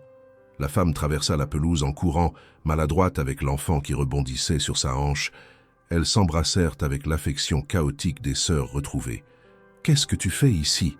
demanda Camille, incrédule. « Je t'ai cherché pendant des mois. J'ai finalement trouvé une annonce de tes cours de cuisine sur Facebook. J'ai reconnu ton nom et ta photo. » Léa rit. « Tu es impossible à joindre, aucun numéro répertorié, aucune adresse e-mail professionnelle. »« Je préfère la discrétion, » sourit Camille. Alexandre s'était approché dans sa chaise roulante, curieux. « Léa, voici Alexandre, mon compagnon. »« Alexandre, voici Léa. On était dans le même foyer à Marseille quand on avait 8 ans. Ma meilleure amie avant que le système nous sépare. »« Enchanté, » dit Alexandre en serrant la main de Léa. « Et cette petite princesse ?»« Ma fille, Luna. » Léa embrassa la tête de l'enfant. 3 ans. Terrible âge. Adorable quand elle dort. Ils passèrent l'après-midi à rattraper 15 ans de vie séparée. Léa avait survécu au foyer, était devenue tatoueuse à Marseille, avait rencontré le père de Luna, un musicien raté mais un père décent, et il s'était installé à Orléans pour un nouveau départ. « Et toi ?» demanda Léa finalement. « Tu as trouvé ta place. »« J'ai trouvé ma place », confirma Camille en regardant Alexandre avec cet amour évident qui n'avait plus besoin de mots. Le soir, après le départ de Léa avec promesse de se revoir régulièrement, Camille et Alexandre s'installèrent sur la terrasse avec une bouteille de leur vin maison. Le soleil couchant baignait la propriété d'une lumière dorée, transformant les pierres en or liquide. « Tu es heureuse ?» demanda Alexandre. « Plus que je ne l'ai jamais été », répondit Camille honnêtement. « Et toi ?»« Moi aussi », il prit sa main. « Tu sais, quand tout s'est effondré, quand j'ai cru avoir tout perdu, je pensais que ma vie était finie, que je n'étais plus qu'une coquille vide, un corps brisé sans futur. Et maintenant ? Maintenant, je réalise que j'ai tout gagné en perdant tout. J'ai perdu l'argent, le succès, l'image. Mais j'ai trouvé ce qui compte vraiment, toi, ce foyer, cette paix. La personne que je suis devenue est meilleure que celle que j'étais. » Camille posa sa tête sur son épaule. « Tu sais ce que je me dis parfois ? Que l'accident était peut-être nécessaire. Pas que je le souhaite à quiconque, mais pour toi. Peut-être que tu avais besoin de tout perdre pour découvrir ce qui avait vraiment de la valeur. » « Une théorie dangereuse, » sourit Alexandre, « mais probablement vraie. » Ils restèrent silencieux un moment, observant le jardin qu'ils avaient cultivé ensemble, la maison qu'ils avaient reconstruite, la vie qu'ils avaient créée des cendres. « Alexandre ? Oui ? Merci. Pourquoi ? Pour être resté, pour t'être battu, pour m'avoir choisi. Camille, tu plaisantes ? Il se tourna vers elle. C'est toi qui es resté quand tout le monde partait. C'est toi qui t'es battu pour moi. C'est toi qui m'as choisi quand je n'étais rien. Je devrais te remercier chaque jour jusqu'à ma mort. Alors remercions-nous mutuellement, dit-elle en l'embrassant doucement, et construisons quelque chose de beau avec notre gratitude. Septembre 2028. La propriété Moreau accueillait ce jour-là une petite fête. Une vingtaine d'invités circulaient dans le jardin parfaitement entretenu, où des tables avaient été dressées sous les platanes centenaires. Thomas et sa femme, Laurent et sa compagne, Sophie Renard et son mari avocat. Léa avec Luna maintenant âgée de 5 ans, quelques voisins, des amis nouveaux. L'occasion ? La sortie du livre d'Alexandre. Il l'avait écrit pendant 2 ans, canalisant ses expériences dans un récit autobiographique intitulé « Debout dans les décombres. Comment j'ai tout perdu, sauf l'essentiel ». Un petit éditeur tourangeau avait accepté de le publier, et les premières critiques étaient élogieuses. Alexandre, debout avec l'aide d'une canne élégante en bois de chêne sculpté, tenait un exemplaire du livre et improvisait un discours. « Je ne vais pas vous ennuyer longtemps », commença-t-il. « Mais je voulais remercier quelques personnes sans qui ce livre, et surtout sans qui ma vie, n'aurait pas été possible. » Il regarda Thomas. « Merci de m'avoir appris que le corps est plus résilient qu'on ne le croit. » Il regarda Sophie. « Merci d'avoir cru en la justice quand je n'y croyais plus. » Il regarda tous les invités. « Merci d'être ici aujourd'hui, de faire partie de ce nouveau chapitre. » Puis il se tourna vers Camille, debout à ses côtés en robe d'été jaune pâle, ses cheveux flottant dans la brise légère. Et toi, Camille Rousseau-Moreau, il s'était marié discrètement à la mairie de Tours 6 mois auparavant. Tu es la raison pour laquelle chaque page de ce livre existe. Tu es la raison pour laquelle je suis debout ici, littéralement et métaphoriquement.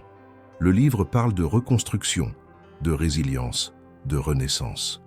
Mais ce qu'il raconte vraiment, c'est l'histoire d'une femme extraordinaire qui a refusé d'abandonner un homme qui ne méritait pas sa loyauté, jusqu'à ce qu'il devienne un homme qui la mérite. Des applaudissements éclatèrent. Camille rougit, émue. Alexandre ouvrit le livre à la première page et lut le dédicace à haute voix. Pour Camille, qui est restée dans la tempête et m'a appris qu'on peut reconstruire un foyer même quand tout est en ruine. Quand j'ai perdu tout ce que je possédais, j'ai gagné la seule chose qui vaille vraiment, toi. Ce livre est tien, comme ma vie est tienne. Camille essuya discrètement une larme. Alexandre referma le livre, posa sa canne contre la table et prit les 2 mains de sa femme. « Je ne marche pas encore parfaitement, dit-il doucement, juste pour elle. Je ne courrai probablement jamais de marathon. Certains jours, les douleurs reviennent et je dois retourner au fauteuil. Mais je suis debout, Camille. Grâce à toi, je suis debout. On est debout, corrigea-t-elle. Ensemble, c'est tout ce qui compte. Autour d'eux, le jardin bourgeonnait de vie. Les roses grimpantes sur la pergola, les vignes chargées de grappes prometteuses, les herbes aromatiques du potager exhalant leur parfum. La maison derrière eux, magnifiquement restaurée, n'était plus un mausolée de souvenirs morts, mais un foyer vibrant d'avenir.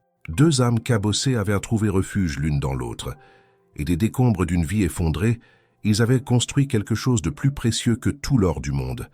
Un amour sans condition, une maison sans mur, et une vie dont la richesse se mesurait non en euros, mais en moments partagés.